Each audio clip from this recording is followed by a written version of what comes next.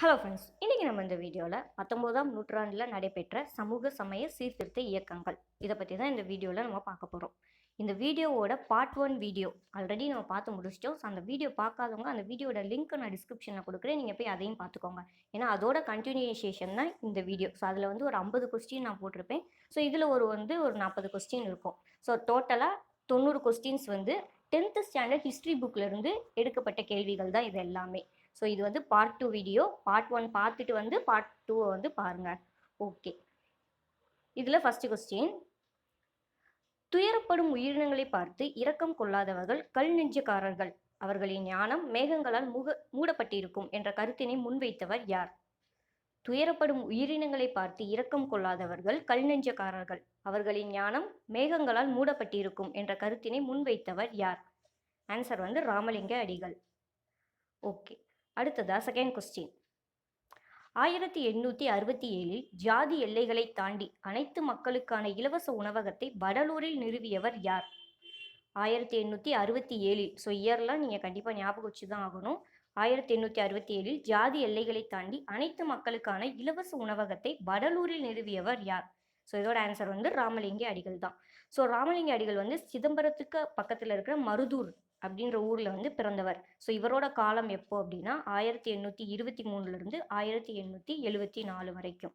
So எந்த ஊர்? வடலூர். எந்த இயர்? 1867. ஓகே, அடுத்த கொஸ்டின், தேர்ட் ஒன், சமரச வேத சன்மார்க்க சங்கத்தை நிறுவியவர் யார்? சமரச வேத சன்மார்க்க சங்கத்தை நிறுவியவர் யார்? ஸோ இதோட ஆன்சரும் ராமலிங்க அடிகள் தான். ஸோ ஒவ்வொரு கொஸ்டினுமே அதுக்கு ரிலேட்டடாக தான் வரும் அடுத்தடுத்து. ஓகே, அடுத்ததா ஃபோர்த்து கொஸ்டின், வைகுண்ட சுவாமிகள் பிறந்த இடம் யாது?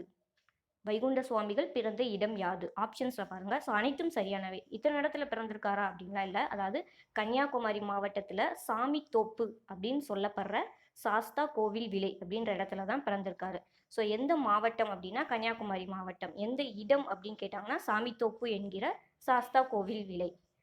ஓகே, அடுத்ததா ஃபிஃப்த் கொஸ்டின், வைகுண்ட சுவாமிகளின் இயற்பெயர் யாது? வைகுண்ட சுவாமிகளின் இயற்பெயர் யாது? ஆன்சர் வந்து முடிசூடும் பெருமாள். இதுதான் அவரோட இயற்பெயர். இல்லை எக்ஸ்ட்ரா பாயிண்ட் என்ன அப்படின்னா, உயர்ஜாதி இந்துக்கள் எதிர்ப்பு தெரிவித்ததால் அவரின் பெற்றோர் அவருடைய பெயரை முத்துக்குட்டி என மாற்றினர். ஸோ அவரோட இன்னொரு பேர் என்னது? முத்துக்குட்டி. ஓகே, இந்த வைகுண்ட சுவாமிகளோட காலம் எப்போ அப்படின்னா 1809 1851 வரைக்கும். ஓகே, அடுத்த கொஸ்டின் போயிடலாம் நம்ம. வைகுண்ட சுவாமிகள் எந்த கோயிலுக்கு சென்றிருந்த போது அவர் தெய்வீக அனுபவம் ஒன்றை பெற்றார்? வைகுண்ட சுவாமிகள் எந்த கோயிலுக்கு சென்றிருந்த போது அவர் தெய்வீக அனுபவம் ஒன்றை பெற்றார்? ஆன்சர் வந்து திருச்செந்தூர் கோயில். ஸோ அங்கே போகும்போது ஒரு தெய்வீக அனுபவத்தை வந்து பெற்றிருப்பார். ஓகே, அடுத்ததா செவன்த் கொஸ்டின், வைகுண்ட சுவாமிகளை மிக்க மரியாதையுடன் டேஷ் என அழைத்தனர். வைகுண்ட சுவாமிகளை மிக்க மரியாதையுடன் டேஷ் என அழைத்தனர். ஆன்சர் வந்து ஐயா. ஓகே, இவரோட சமய வழிபாட்டு முறையை வந்து ஐயா வழி என்று அறியப்பட்டது. யாரோடது? வைகுண்ட சுவாமிகளோட சமய வழிபாட்டு முறை வந்து ஐயா வழி என்று அறியப்பட்டது. இவரை வந்து ஐயான்னு கூப்பிடுவாங்க. இவரோட வழிபாட்டு முறையை வந்து ஐயா வழி. ஓகே, அடுத்ததா எய்த்து கொஸ்டின், வைகுண்ட சுவாமிகளின் கருத்துக்கள் ஒரு நூலாக திரட்டப்பட்டுள்ளது. அந்நூலின் பெயர் யாது? வைகுண்ட சுவாமிகளின் கருத்துக்கள் ஒரு நூலாக திரட்டப்பட்டுள்ளது. அந்நூலின் பெயர் யாது? ஆன்சர் வந்து அகில திரட்டு. ஓகே, அடுத்ததா நம்ம 9th கொஸ்டின் போயிடலாம். ஆங்கில ஆட்சியையும் திருவிதாங்கூர் ஆட்சியையும் முறையே வெள்ளை பிசாசுகளின் ஆட்சி என்றும் கருப்பு பிசாசுகளின் ஆட்சி என்றும் விமர்சித்தவர் யார்? ஆங்கில ஆட்சியையும் திருவிதாங்கூர் ஆட்சியையும் முறையே வெள்ளை பிசாசுகளின் ஆட்சி என்றும் கருப்பு பிசாசுகளின் ஆட்சி என்றும் விமர்சித்தவர் யார்? ஆன்சர் வந்து கீழே வந்து ஆப்ஷன்ஸ் வந்து அனைத்தும் சரியானவை. என்ன? முத்துக்குட்டி, வைகுண்ட சுவாமிகள், முடிசூடும் பெருமாள். ஸோ மூணுமே ஒரே பர்சன் தான். வைகுண்ட சுவாமிகளோட இயற்பெயர் முடிசூடும் பெருமாள். அதுக்கப்புறம் அவங்களோட பெற்றோர் வந்து முத்துக்குட்டி அப்படின்னு சொல்லிட்டு மாற்றிருப்பாங்க. ஸோ மூணுமே ஒரே பர்சன் தான். அடுத்து, வைகுண்ட சுவாமிகள் ஜாதி வேற்றுமைகளை ஒழிப்பதற்காகவும் சமூக ஒருங்கிணைப்புக்காகவும் சாமித்தோப்பில் தனது தியானத்தை தொடங்கிய ஆண்டு எது? வைகுண்ட சுவாமிகள் ஜாதி வேற்றுமைகளை ஒழிப்பதற்காகவும் சமூக ஒருங்கிணைப்புக்காகவும் சாமித்தோப்பில் தனது தியானத்தை தொடங்கிய ஆண்டு எது? ஸோ இயர் வந்து 1833. இடம் வந்து சாமித்தோப்பு. ஓகே, அடுத்த கொஸ்டின். பல்வேறு ஜாதிகளைச் சேர்ந்த மக்களை ஒருங்கிணைப்பதற்காக சமத்துவ சமாஜம் எனும் அமைப்பை நிறுவியவர் யார்? பல்வேறு ஜாதிகளைச் சேர்ந்த மக்களை ஒருங்கிணைப்பதற்காக சமத்துவ சமாஜம் என்னும் அமைப்பை நிறுவியவர் யார்? ஆன்சர் வந்து வைகுண்ட சுவாமிகள். ஓகே, அடுத்ததா 12th கொஸ்டின். கேரளாவின் ஜாதிய கட்டுமானத்தில் வியத்தகு மாற்றங்களை கொண்டு வந்தவர்கள் யார்? கேரளாவின் ஜாதிய கட்டுமானத்தில் வியத்தகு மாற்றங்களை கொண்டு வந்தவர்கள் நாராயணகுரு மற்றும் ஐயங்காளி அவர்கள். ஸோ 2 பேர். ஓகே, அடுத்ததா 13th கொஸ்டின். நிரங்கரி இயக்கத்தினை நிறுவியவர் யார்? நிரங்கரி இயக்கத்தினை நிறுவியவர் யார்? ஆன்சர் வந்து Baba Dayal Das. So 4th one option பாருங்க, பாபா ராம்சிங். இவர் வந்து நாம்தாரி இயக்கத்தை வந்து நிறுவியிருப்பார். ஸோ நாம் ராம் அப்படி ஞாபகம் வச்சுக்கோங்க, நாம்தாரி இயக்கம். ஸோ பாபா ராம்சிங். ஆப்போசிட் வந்து வேற ஆன்சர், பாபா தயால்தாஸ் வந்து நிரங்கரி. ஏதாவது ஒன்றை ஞாபகம் வச்சிங்கன்னா இன்னொன்றுக்கு நீங்கள் ஈஸியாக ஆன்சர் பண்ணிடலாம். ஓகே, இப்போ நிரங்கரி என்பதன் பொருள், இதோட பொருள் வந்து உருவமற்ற. ஓகே, நிரங்கரி மற்றும் நாம்தாரி இயக்கம் இது ரெண்டுமே சீக்கியர்களோட இயக்கம். ஸோ இதுவுமே கொஸ்டின் கேட்டாங்கன்னா நீங்கள் ஆன்சர் பண்ணுறதுக்கு ரெடியாக இருக்கணும். ஓகே, அடுத்ததா 14th கொஸ்டின். பார்சி சமூகம் டேஷ் போன்ற சிறந்த தலைவர்களை உருவாக்கியது. அவர்கள் தொடக்க கால காங்கிரஸில் முக்கிய பணியாற்றினர். பார்சி சமூகம் டேஷ் போன்ற சிறந்த தலைவர்களை உருவாக்கியது. அவர்கள் தொடக்க கால காங்கிரஸில் முக்கிய பணியாற்றினர். ஸோ ஆப்ஷன்ஸில் வந்து 2 மற்றும் 3 சரியானவை. யாரு? பெரோசா மேத்தா, தீன்ஷா வாட்சா. ஸோ 2 பேர் தான் பார்சி சமூகத்தில் சிறந்த தலைவர்களை உருவாக்கினாங்க. ஓகே, அடுத்ததா 15th கொஸ்டின். 1851 பார்சிகளின் சீர்திருத்த சங்கம் எனும் அமைப்பை ஏற்படுத்தியவர் யார்? 1851 பார்சிகளின் சீர்திருத்த சங்கம் எனும் அமைப்பை ஏற்படுத்தியவர் யார்? ஆன்சர் வந்து பர்துஞ்சி நவ்ரோஜி. எந்த இயர்? 1851. அந்த அமைப்பு பேரு சீர்திருத்த சங்கம். ஓகே, இந்த பார்சிகளின் சீர்திருத்த சங்கம் இதோட இன்னொரு பேர், மற்றொரு பேர் என்ன அப்படின்னா ரஜ்னுமாய் மஜ்தயாஸ்னன் சபா. இதோட இன்னொரு பேர், அதுவுமே உங்களுக்கு கொஸ்டின் கேட்பாங்க. ஓகே, நம்ம அடுத்த கொஸ்டின் போயிடலாம். பம்பாய் பார்சி சமூகத்தைச் சேர்ந்த டேஷ் என்பவர் குழந்தை திருமணத்திற்கு எதிராக சட்டம் இயற்றப்பட வேண்டும் என இயக்கம் நடத்தினார். பம்பாய் பார்சி சமூகத்தைச் சேர்ந்த டேஷ் என்பவர் குழந்தை திருமணத்திற்கு எதிரான சட்டம் இயற்றப்பட வேண்டும் என இயக்கம் நடத்தினார். ஆன்சர் வந்து பெர்ரம்ஜி மல்வாரி. ஓகே, அடுத்த கொஸ்டின் போயிடலாம். சீக்கிய மதத்தின் புனிதத்தை மீட்டெடுப்பதற்காக தொடங்கப்பட்ட சபா எது? சீக்கிய மதத்தின் புனிதத்தை மீட்டெடுப்பதற்காக தொடங்கப்பட்ட சபா எது? ஆன்சர் வந்து சிங் சபா.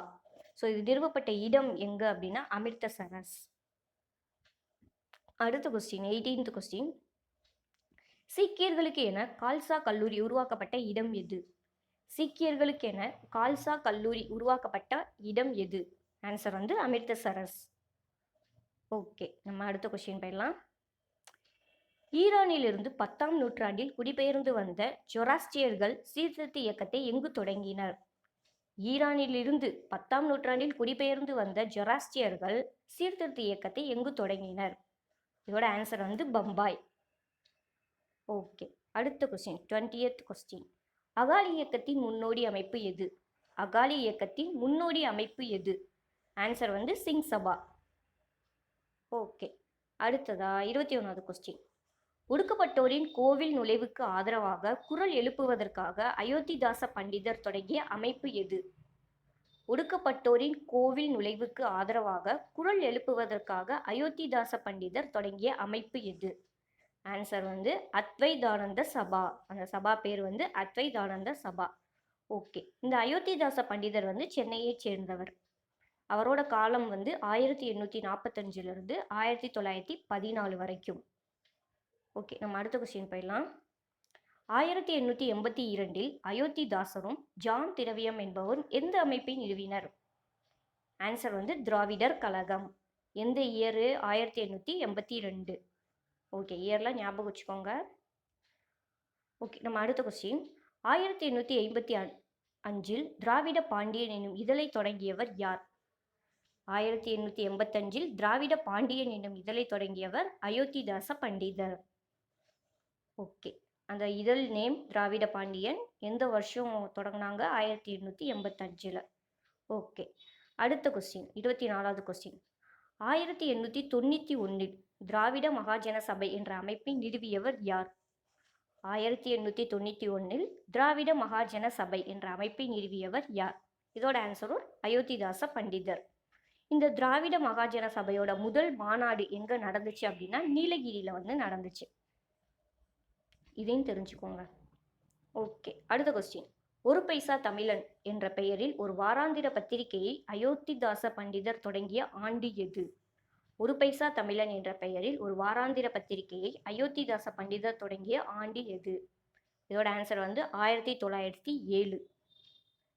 ஓகே. அடுத்ததா 26வது கொஸ்டின். Kernel H.S. ஆல்காட் ஏற்படுத்திய தாக்கத்தின் விளைவாக 1898ல் இலங்கை சென்று பௌத்த மதத்தை தழுவியவர் யார்? Kernel H.S. ஆல்காட் ஏற்படுத்திய தாக்கத்தின் விளைவாக 1898ல் இலங்கை சென்று பௌத்த மதத்தை தழுவியவர் யார்? ஆன்சர் வந்து அயோத்திதாச பண்டிதர். ஸோ மோஸ்ட்லி இவரை பற்றின கொஸ்டின்ஸ் தான் நிறைய வரும். ஓகே. அடுத்த கொஸ்டின் 27.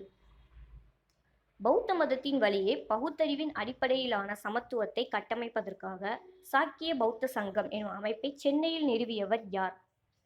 பௌத்த மதத்தின் வழியே பகுத்தறிவின் அடிப்படையிலான சமத்துவத்தை கட்டமைப்பதற்காக சாக்கிய பௌத்த சங்கம் எனும் அமைப்பை சென்னையில் நிறுவியவர் யார்?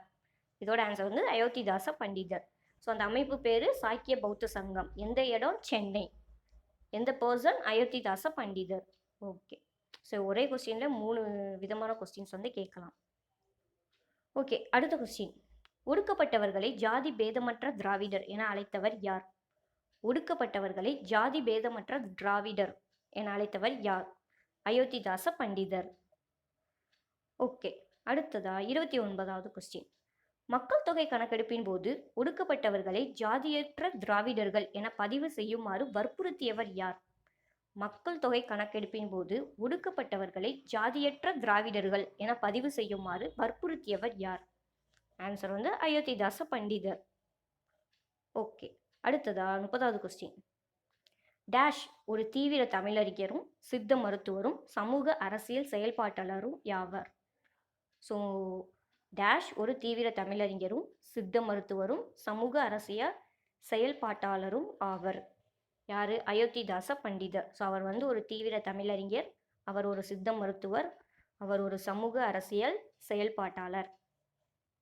ஓகே. அடுத்த கொஸ்டின். வள்ளலாரின் திருவருட்பா பாடலை பழமைவாத சைவர்கள் டேஷ் என கண்டனம் செய்தனர். வள்ளலாரின் திருவருட்பா பாடலை பழமைவாத சைவர்கள் டேஷ் என கண்டனம் செய்தனர். ஆப்ஷன்ஸில் வந்து ஃபஸ்ட்டு ஒன்றும் செகண்ட் ஒன்றும் கரெக்டு. என்னது? அறியாமையின் பாடல்கள், அப்புறம் மருட்பா. ஓகே. அடுத்த கொஸ்டின் 32. வள்ளலார் தன்னுடைய அன்பையும் இரக்கத்தையும் செடி கொடிகள் உட்பட அனைத்து உயிர்களிடமும் காட்டினார். இதை டேஷ் என்றார். வள்ளலார் தன்னுடைய அன்பையும் இரக்கத்தையும் செடி கொடிகள் உட்பட அனைத்து உயிர்களிடமும் காட்டினார். இதை டேஷ் என்றார். ஜீவகாருண்யம். ஓகே. அடுத்ததா 33 கொஸ்டின். பிரம்ம சமாஜத்தின் முக்கியமான தலைவர்களில் இவரும் ஒருவர். பிரம்ம சமாஜத்தின் முக்கியமான தலைவர்களில் இவரும் ஒருவர். யாரு? கேசவ சந்திர சென். ஓகே. அடுத்த கொஸ்டின். டேஷ் சமாஜம் DAV பள்ளிகள் மற்றும் கல்லூரிகளை நடத்தி கொண்டிருந்தது. எந்த சமாஜம் DAV பள்ளிகள் மற்றும் கல்லூரிகளை நடத்தி கொண்டிருந்தது? ஆன்சர் வந்து ஆரிய சமாஜம். இந்த DAV அப்படின்னா என்னன்னா தயானந்த ஆங்கிலோ வேதிக். ஸோ தயானந்த ஆங்கிலோ வேதிக் பள்ளிகள் மற்றும் கல்லூரிகளை ஆரிய சமாஜம் தான் நடத்திட்டு இருந்தது. ஓகே. அடுத்த கொஸ்டின். பிரம்மஞான சபை 1886ல் இந்தியாவில் செயல்பட்ட இடம் எது? பிரம்மஞான சபை 1886ல் இந்தியாவில் செயல்பட்ட இடம் எது? ஆன்சர் வந்து சென்னையில் இருக்கிற அடையார். ஓகே. அடுத்த கொஸ்டின். இந்தியாவில் டேஷ் புத்துயிர் பெறுவதில் பிரம்மஞான சபை முக்கிய பங்காற்றியது. இந்தியாவில் டேஷ் புத்துயிர் பெறுவதில் பிரம்மஞான சபை முக்கிய பங்காற்றியது. இதோட ஆன்சர் வந்து பௌத்தம். ஓகே. அடுத்த கொஸ்டின். சரியான கூற்றை தேர்ந்தெடுக்கவும். இது வந்து புக் பேக் கொஸ்டின்ஸ் தான். சரியான கூற்று ஏன்னு ஃபர்ஸ்ட் 4 கூற்று கொடுத்துருக்காங்க. என்னது? ராஜாராம் மோகன் ராய் ஒரு கடவுள் கோட்பாட்டை போதித்தார். செகண்ட் பாயிண்ட், அவர் உருவ வழிபாட்டை ஆதரித்தார். தேர்ட் பாயிண்ட், சமூக தீமைகளை கண்டனம் செய்வதை எதிர்த்து அவர் சிற்றேடுகளை வெளியிட்டார். ஃபோர்த் பாயிண்ட், ராஜாராம் மோகன் ராய் கவர்னர் வில்லியம் பெண்டிங்கால் ஆதரிக்கப்பட்டார். ஸோ இதில் கரெக்டானது எது அப்படின்னா ஃபர்ஸ்ட் ஒன் மட்டும்தான் கரெக்ட். ராஜாராம் மோகன் ராய் ஒரு கடவுள் கோட்பாட்டை போதித்தார். இது மட்டும்தான் கரெக்டான ஆன்சர். ஓகே, அடுத்தது கீழ்கண்டவற்றுள் சரியானதை தேர்ந்தெடு. ஸோ 4 பாயிண்ட் கொடுத்துருக்காங்க. இல்லை கரெக்டானது எது அப்படின்றத பார்க்கும். ஸோ ஃபஸ்ட்டு 4 பாயிண்ட் என்னன்றதை பார்த்துடலாம். பிரார்த்தனை சமாஜம் டாக்டர் ஆத்மாராம் பாண்டுரங்கால் நிறுவப்பட்டது. செகண்ட் பாயிண்ட், இந்த சமாஜம் அனைத்து சாதியினரும் பங்கேற்கும் சமபந்திகளையும் சாதி கலப்பு திருமணங்களையும் ஊக்குவித்தது. தேர்ட் பாயிண்ட், ஜோதிபா பூலே ஆண்களின் மேம்பாட்டிற்காக பணியாற்றினார். ஃபோர்த் பாயிண்ட், பிரார்த்தனை சமாஜம் பஞ்சாபை பிறப்பிடமாக கொண்டது.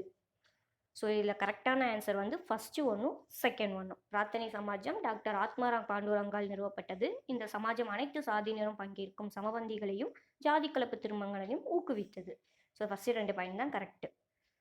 ஓகே, அடுத்ததா 13th 9th ஒன், கீழ்கொண்டவற்றுள் சரியானதை தேர்ந்தெடு. ஸோ இதில் 4 பாயிண்ட் கொடுத்துருக்காங்க. என்ன? ஃபர்ஸ்ட் ஒன், ராமகிருஷ்ண மிஷன் கல்வி, உடல்நலம், பேரிடர்களின் போது நிவாரண பணி செய்தல் போன்ற சமூக பணிகளில் செயலாக்கத்துடன் ஈடுபட்டது. செகண்ட் பாயிண்ட், பேரின்ப நிலை எய்தும் பழக்கங்களின் மூலம் ஆன்ம ரீதியாக இறைவனோடு இணைவதை ராமகிருஷ்ணர் வலியுறுத்தினார். தேர்ட் பாயிண்ட், ராமகிருஷ்ண மிஷனை ஏற்படுத்தினார்.